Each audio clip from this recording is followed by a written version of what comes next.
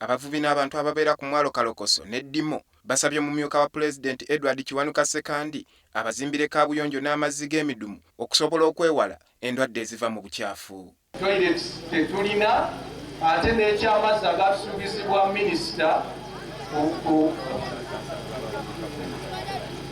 bwe yatusuubiza ku kinaakani kyaffe kino kubanga yali ayimiridde awo kati emyaka 2 n'agamba ekyo twakibazimbira naye amazzi tugenda gateekako kati ate gabadde tigannaba okusaba akalulu kaffe naffe bateeko batukolera batuzimbire ttooyi tetulina ttooyi wano batuterewo amazzi amayonjo batuwe amalwaliro tubeeko bulungi naffe ng'abantu b'okumwalo batuwadde akalulu kaffe naye nga sikudde eri ate mu paliyamenti ne batuula ne bakusa embuto zaabwe. Ssekandi abadde alambula emyalo gino gyasiŋŋanidde abatuuze ne bamukaabira ennaku yaabwe nga bwe beetaaga obuyumba obukyamirwamu bakomye okweyambira mu nnyanja nga bwe guli mu kiseera kino. Tugenda ku ttale eyo tujja kuggyayo endwadde batuzimbire ttooyi batuzimbire amalwaliro n'amazzi amalungi. Tukimalira ku ttale mu kibira.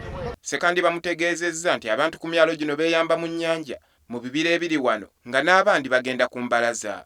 Bagenda mu mazzi mulimu naffe abasigala wano ku ttale ate kati ffenna tunaagenda mu mazzi ne tumalira eyo ffe tulina kwetereereza eno baffe batuzimbire ttooyi awo tusanyuke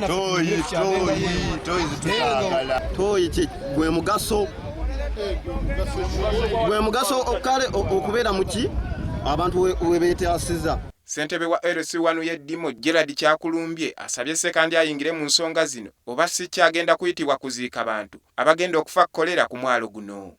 Ebyobulamu owali abantu byetaagibwa bikwatibwe n'amaanyi mangi ddala abantu abali mu kifo kino basobole okubeeramu nga balamu. Mu ekyo mu byobulamu nga mwe muli n'amazzi kubanga ebintu bingi amazzi bikyagasibye.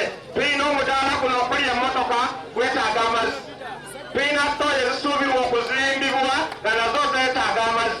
Omwalo guno guliko abantu abasukka mu 4,000 era nga bonna balina akayumba kamu kokka mwe beeyambira ekintu ekireese embeera enzibu ddala. Yiyo gitunuulire nga bweri ttooyi gye tulina mwalo guno mulambo okuleka abalinamu akasente ne bagenda ne beesimira ezaabwe. Okuzimba akayumba mu kitundu kino kiri ku buseere ate nga bangi ku bantu bano bapangisa. Ssekandi wano abategeezezza nti amaze okufuna ekibinja ky'abantu abagenda okukola okunoonyereza balaba abantu bonna abali mu bizinga basobole okubazimbira obuyumba obumala okubawonya endwadde. Ekibiina kino kikulembeddwamu Inginiya Jimmy gwayambadde era nga naye yabaddewo ku mwalo guno.